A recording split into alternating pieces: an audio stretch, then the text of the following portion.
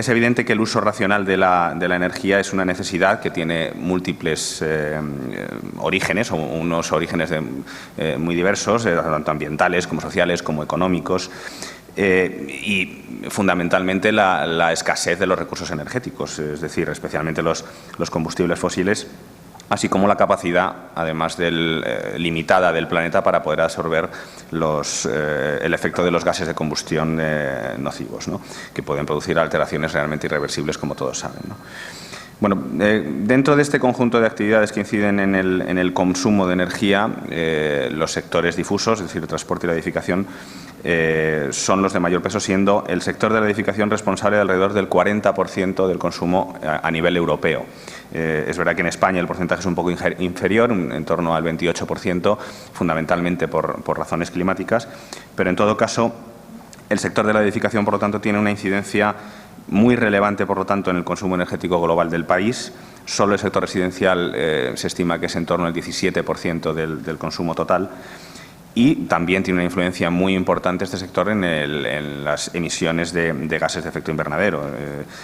Y, por lo tanto, además, esto se enmarca dentro de un contexto energético en el que la dependencia exterior es muy importante.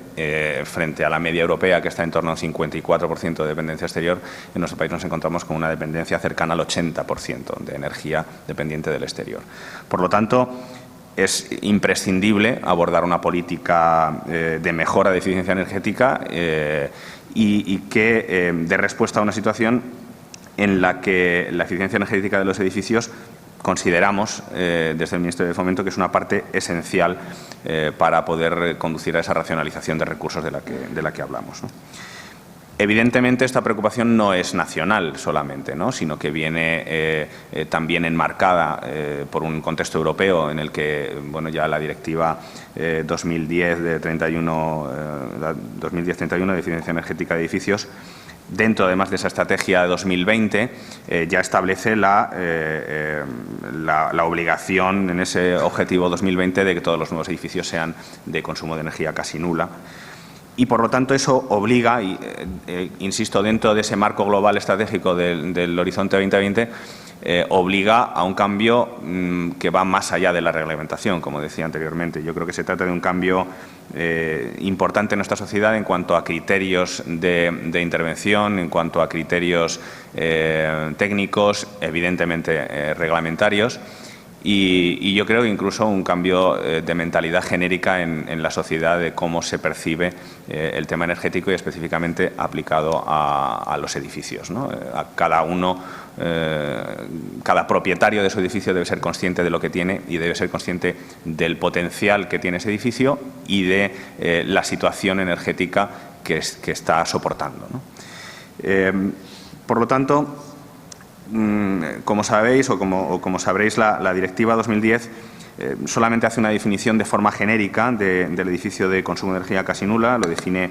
pues como un edificio con un nivel de eficiencia energética muy alto, diciendo que la cantidad casi nula o muy baja de energía requerida debería estar cubierta en muy amplia medida por energía procedente de fuentes renovables, incluida energía procedente de fuentes renovables producidas in situ o en el entorno. Y, por lo tanto, lo que deja es a los Estados miembros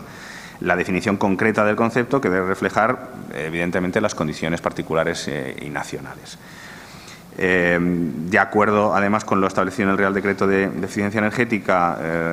recientemente aprobado, los requisitos mínimos que deberán satisfacer estos edificios serán los que en su momento se determinen en el Código Técnico de la Edificación. Y, por lo tanto, pues nos corresponde a nosotros, al Ministerio de Fomento, concretar esa definición, así como diseñar conjuntamente con otros órganos de la Administración los planes nacionales destinados a aumentar el número de edificios de consumo de energía casi nula. Y este es en el trabajo en el que estamos actualmente inmersos como uno de los objetivos fundamentales, desde luego, o consideraría que el objetivo fundamental en el ámbito normativo, junto con, digamos, la adecuación de la normativa a todo el espectro de rehabilitación y de intervención en los edificios existentes, ¿no? Pues,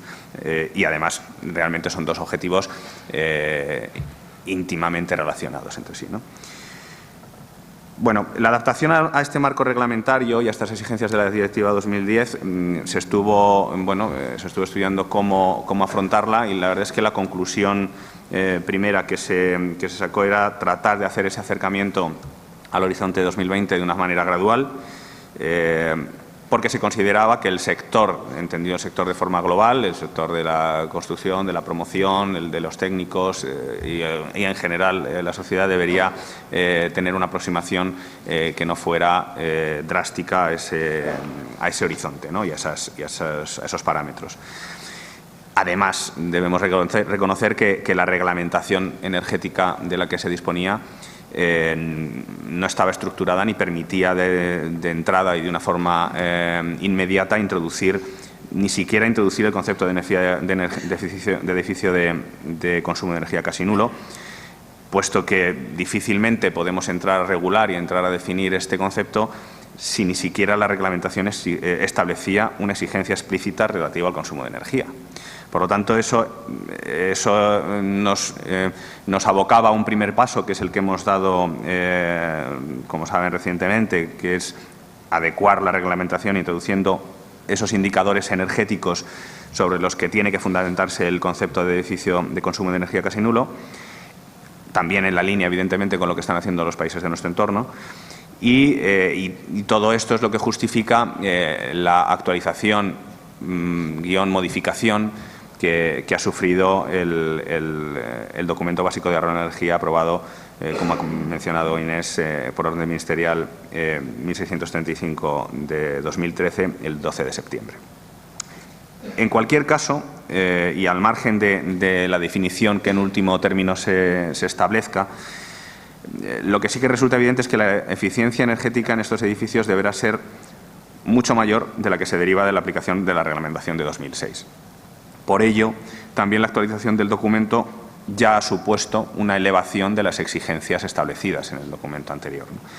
De tal manera que este ajuste ha sido especialmente importante en lo relativo a la demanda, ya que entendemos que la consecución de objetivos en este sentido de consumo de energía casi nula debe cimentarse sobre la base de que dichos edificios, por sus características constructivas, arquitectónicas, etcétera, el primer paso que den sea la reducción de la demanda, sean edificios que demanden poco. Si bien no se puede hacer una comparación directa con la normativa anterior, ya que aquella no establecía exigencias en términos absolutos, sino relativos a un edificio de referencia, como sabéis, de forma aproximada se puede decir que las nuevas exigencias reglamentarias son más estrictas en todas las zonas climáticas, a excepción solamente de los climas más benignos, o sea, de las zonas climáticas A y alfa, y que los valores máximos de demanda permitidos se reducen en torno a un 50% en las zonas C, D y E. Por lo tanto, la aplicación detallada de la definición de edificio de consumo de energía casi nulo en este contexto nacional es cuando nos toca abordarla ahora. Bueno, la estamos abordando ya, evidentemente, y entre otras cosas, o como elemento fundamental para esta definición, pues se están definiendo unos estudios de coste óptimo que ya los define y los establece la directiva como un elemento fundamental para poder cada país miembro concretar la definición de este concepto. Y, de hecho, estos estudios de coste óptimo ya han sido remitidos y estamos en este momento esperando la evaluación que haga la Comisión de los estudios que hemos mandado para, con los comentarios, correcciones y demás valoraciones que hagan de estos estudios, podamos ya concretar una definición ya definitiva, ¿no? Asimismo, este escenario además se mezcla con trabajos que ya se están desarrollando por parte de otras instituciones, es decir, no solamente en el contexto puro del trabajo de la Administración y de lo que se está enviando a Europa, sino también otras instituciones universitarias y privadas, etcétera, están trabajando en proyectos europeos de I+D+I relativos a este concepto de edificios de consumo de energía casi nulo, cuyos resultados, evidentemente, también nos podrán ayudar a perfeccionar la aplicación de esa definición y a cada país le ayudará, porque se trata de proyectos en general europeos, ¿no? En concreto, bueno, pues el Ministerio de Fomento está manteniendo encuentros con diferentes entidades que participan en este tipo de proyectos, tales como el proyecto Enhanced Policies to Enforce the Transmission to Nearly Zero Energy Buildings o el proyecto Powerhouse Nearly Zero Energy. Bueno, pues son proyectos que están desarrollando trabajos en esta línea. Por último, ya no me quiero extender mucho más, yo creo que lo más interesante seguro que es la mesa redonda que tendréis a continuación. Como comentaba al principio, bueno, también el Ministerio está trabajando de manera intensa en tratar de reenfocar la reglamentación o al menos de eliminar las barreras que la reglamentación establecen para la intervención en el patrimonio existente y para la rehabilitación del parque edificatorio. Y esto es fundamental en este sentido de la eficiencia energética porque todos conocemos que el parque edificado español pues es un parque muy envejecido, un parque que tiene unas condiciones energéticas muy malas en general y, por lo tanto, la actuación sobre el parque existente, independientemente del edificio de energía de consumo casi nulo, puede tener una repercusión esencial en el consumo final energético que produzca el sector de la edificación y el parque edificado.